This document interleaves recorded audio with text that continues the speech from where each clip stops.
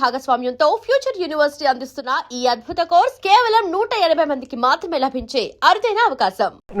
నేనేం చేశాను? అసలు ఈ ఇంట్లో నువ్వెవరివి? పని మనిషిని. పని మనిషివే కాదు, మా అల్లుడికి పనికొచ్చే మనిషివి. ఈ వంట పనులు టెంపరీ. టాలెంట్ మొత్తం ఒకసారి చూపించేస్తే భయపడిపోతారేమోనని ఇన్స్టాల్మెంట్స్ లో ప్రొసీడ్ అవుతున్నా. నువ్వు ఇలా ఇన్స్టాల్మెంట్ ప్రొసీడ్ అవ్వు, ఈ లోపానికి 60-70 వచ్చేస్తాయి. నువ్వు ఈ మిక్సీ పనులు ఆపేసి ఆ పనులు మొదలెట్టు. అదిగో కార్ సౌండ్ వచ్చింది, అల్లుడు గారు వచ్చేట్టున్నారు. నువ్వు ముందు పనులు వెళ్ళిపో.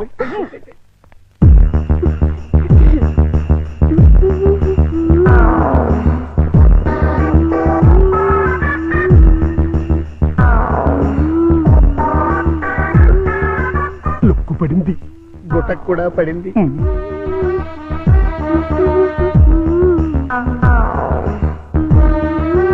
వాతావరణంలో మార్పు వచ్చింది, పెనుగాళ్ళు కూడా వేస్తున్నాయి. వాయుగుండం ఏర్పడింది, తుఫాను చెలరేగింది.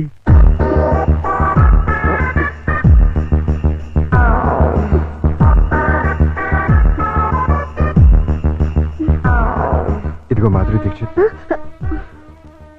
ఒక్కసారి లోపలికి రా. తుఫాను తీరాన్ని తాకేసింది, ఇంకా వరదలే వరదలు. ఏంటి ఎక్కడికి వెళ్తున్నారు? ఇమాజినేషన్ లోకి. అయితే నేను వస్తా, ఇద్దరం కలిసి వెళ్దాం. ఒకసారి కలిసి వస్తా. అయితే పద పద.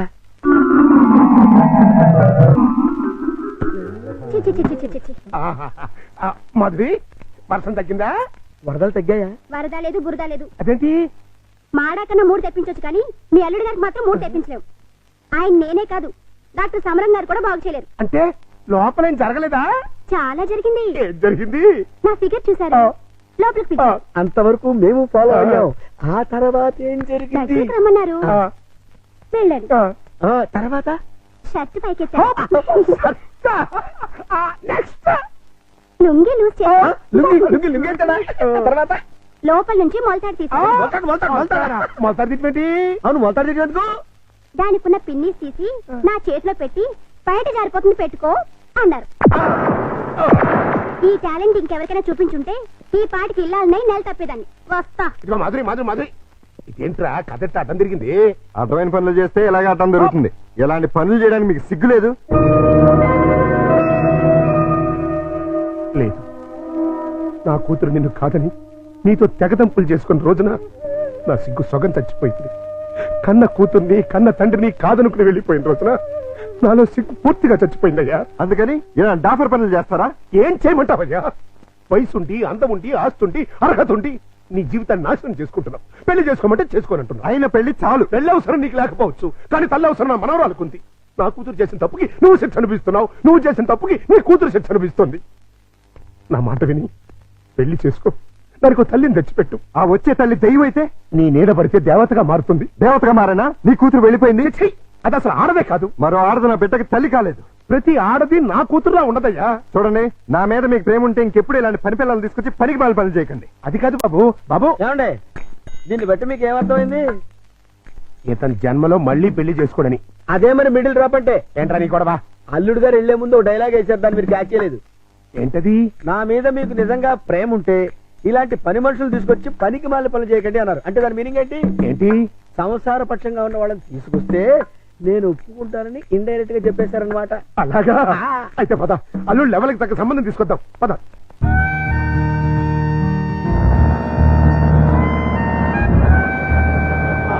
రండి, మీకోసం వెయిటింగ్. Hi uncle. హాయ్. మన బాబా? కాదు, మా బాబు. అదే అదే. మీ వారు రాలేదా? ఆయన ఇక్కడ ఉండదు, దుబాయ్ లో ఉంటారు. అంటే మీరు ఒక్కరే ఉంటారనమాట. Very good. మా బాబు బబ్లు కూడా ఉంటాడు. అదే. మీకేమైనా హెల్ప్ కావాలంటే చెప్పండి, చిటికలో చేసేస్తా. అంత అవసరం నాకు రాదులేండి. సామాన్లు దించండి. అలాగే దించేస్తాం. మిమ్మల్ని కాదు, వాళ్ళని. అంకల్, మీకు క్రికెట్ వచ్చా? వచ్చా. అజారుద్దీన్ కి సచిన్ టెండూల్కర్ కి కోచింగ్ ఇచ్చిందే మనం. చచ్చాం అనవసరంగా కమిటీ అని.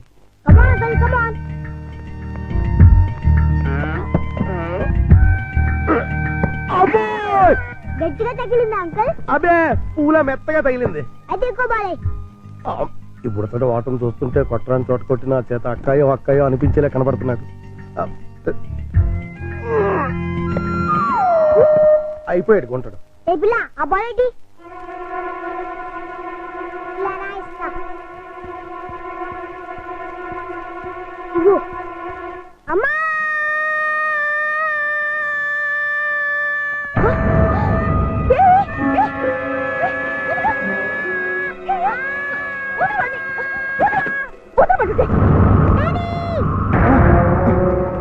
ఏంటమ్మా ఏమైంది? అన్నం తోసేసింది. ఎవతది? ఓహో నువ్వా? ఆహా తమరి కూతురా? మా పాపను ఎందుకు తోసావు? మా బాబుని కొరికినందుకు. కొరికితే తోసేస్తావా? లేకపోతే ముద్దెట్టుకుంటారా? అసలు నేను లోపలికి ఎవరు రానిచ్చారు? ఏయ్, వాచ్మెన్! ఈ అమ్మాయి ఎవరో కాదు, ఆ? ఇప్పుడే మీ ఎదురింట్లో అద్దెకి దిగింది. వాట్? ఎదురిల్లు దీనికి అతికిచ్చారా? నా పర్మిషన్ లేకుండా నాకు చెప్పకుండా దీనికి ఎందుకు ఇచ్చారు? ఇదిగో దానికి దీనికి అంటే మర్యాద దక్కదు. అయినా ఆయన ఇల్లు అద్దెకించుకోవడానికి నీ బోర్డు పర్మిషన్ ఎవరికి కావాలి? మరే అసలు నువ్వు ఇక్కడున్నావని తెలుసుంటే చచ్చిన ఇక్కడికి వచ్చేదాన్ని కాదు. ఇప్పుడు తెలిసిందిగా వెళ్ళా. నువ్వు వెళ్ళమంటే నేను ఎందుకు వెళ్తాను? అయితే ఇక్కడే ఉంటానంటావు. Yes. అయితే జాగ్రత్తగా విను. ఇక మీదట నువ్వు గాని మీ అబ్బాయి గాని నా జోలికి నా పాప జోలికి వచ్చారంటే బ్రతుకు వంకాయ అయిపోతుంది. నాది కూడా సేమ్ డైలాగ్. ఛీ! ఇదిగో ఇలా పట్టుకుని ఇలా ఇలా ఆడాలి. ఏదాడు? ఏయ్ పప్పి, బుద్ధి లేకుండా సిగ్గులేని వాళ్ళతో ఆటలేంటి? సిగ్గులేని వాళ్ళు మేం కాదు మీరు. ఏయ్, పావే రాక్షసి. పోరా రాక్షస. పచ్చి. రావే పప్పి. రా బబ్లు. మమ్మీ ఆ? డాడీ పా, పా. నువ్వు రావే. హలో, ఇల్లు ఆ. మారిపోతున్నారు. ఓ అయ్యో అయ్యో ఇంటికి నేను పెట్టి, ఇదొక ఎర్ర బ్యాటు. ఆ? అయ్యో బంగారం లాంటి గిన్నె ఎలా తచ్చున్నాడు చూడు. స్టూపిడ్. ఈ క్యారెక్టర్స్ చూస్తుంటే ఏదో ఫ్లాష్ బ్యాక్ స్టోరీ ఉన్నట్టు అనిపిస్తుంది. చూద్దాం. ఆ, అల్లుడు గారు వచ్చేసారు. బ్యాటర్ లీకేజ్ అవ్వకుండా లోపలికి తీసుకు. అలాగే. ఏంటి అర్జెంట్ గా రమ్మని ఫోన్ చేసావు? ఏమైంది? చాలా ఘోరం జరిగిపోయింది బాబు. లోపల రా చెప్తాను. నమస్కారం, కూర్చోండి. వీరే మా అల్లుడు. ఇప్పటి వరకు ఆయన కల్లుడు, ఇక్కడి నుంచి మీ కల్లుడు. ఆ అమ్మాయిని తీసుకురండి. అలాగే. అమ్మాయి ఏంటి అల్లుడు ఏంటి? నన్ను క్షమించలుడు. పెళ్లి చూపులంటే రావని ఫోన్లో అబద్ధం చెప్పి రప్పించాను. పెళ్లి చూపులా? నీకెన్నిసార్లు చెప్పొద్దు. తిట్టద్దు. మీకంతగా తిట్టాలనుకుంటే సెపరేట్ గా ప్రోగ్రామ్ పెట్టి తిరుగుతాం. రామ్మా, ఇదేనండి మా అమ్మాయి. కూర్చోలుడు. అమ్మాయికి వంట వరపు బాగా వచ్చు. చదువుకున్న పిల్ల, బుద్ధిమంతురాలు. అన్నిటికీ మించి మన పాపని తన పాపలా చూసుకుంటుంది. మిగిలిన విషయాలని మేము మాట్లాడేసుకున్నాం. నువ్వు అంటే ముహూర్తం పెట్టిచ్చేస్తా. నీ పేరేంటి? శారద నీ వయసు ఎంత? 16 సంవత్సరాలు. 16 ఏళ్ల వయసులో శ్రీదేవి టైప్ అన్నమాట. నార్మే. నా వయసు 32 సంవత్సరాలు. నీకంటే 16 ఏళ్ల పెద్దవాడిని. మనిషి సగటు జీవితం 60 ఏళ్ళైతే నీకు 44 వచ్చేసరికి నేను చచ్చిపోతాను. ఆ తర్వాత నువ్వు 16 ఏళ్ళు విడోగా బ్రతకాలి. నాకు పెళ్లి కొత్త కాదు, పెళ్ళాం కొత్త కాదు, శోభనం కొత్త కాదు. పైగా 5 ఏళ్ల కూతురుంది. ఇప్పుడు చెప్పు, నన్ను చేసుకోవడం నీకు ఇష్టమా? దాని ఇష్టమే ఉంది బాబు, మేము ఒప్పుకున్నాగా. నా కట్నం ఎంత ఇద్దాం అనుకుంటున్నారు? డబ్బు బంగారం కలిపి 5 లక్షల దాకా ముట్ట చేద్దాం బాబు. 5 లక్షల కట్నం ఇవ్వగల స్తోమత ఉంది.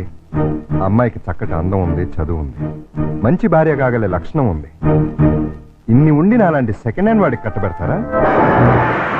16 ఏళ్లకి పెళ్లి చేయటం చట్టవిరుద్ధం. అందులోనూ పెళ్ళాం వదిలేసినాన్ని చేసుకోవటం లోకవిరుద్ధం. చిన్నప్పటి నుంచి మీ కూతుర్ని ఎంతో ప్రేమగా చూసుంటారు. ఏది కావంటే అది ఇచ్చుంటారు. ఏ లోటు రాకుండా అపురూపంగా చూసుకుని ఉంటారు. ఇన్ని చేసినాళ్ళు ఒక్క జీవిత భాగస్వామి విషయంలోనే ఎందుకండి ఇంత దారుణమైన నిర్ణయాలు తీసుకుంటారు? కూతురంటే గుండెల మీద కుంపటని ఫీల్ అయి ఎవడో ఒకడికి ఇచ్చి కట్టబెట్టి బాధ్యతను తీర్చేసుకోవాలనుకునే మీలాంటి తల్లిదండ్రుల వల్లే పెళ్లిళ్ళు పెటాకులై జీవితాలు నాశనం అవుతుంది. అలాంటిదేం లేదల్లుడు. ఈ పెళ్లి అమ్మాయికి ఇష్టమే. ఖచ్చితంగా ఇష్టం ఉండదు.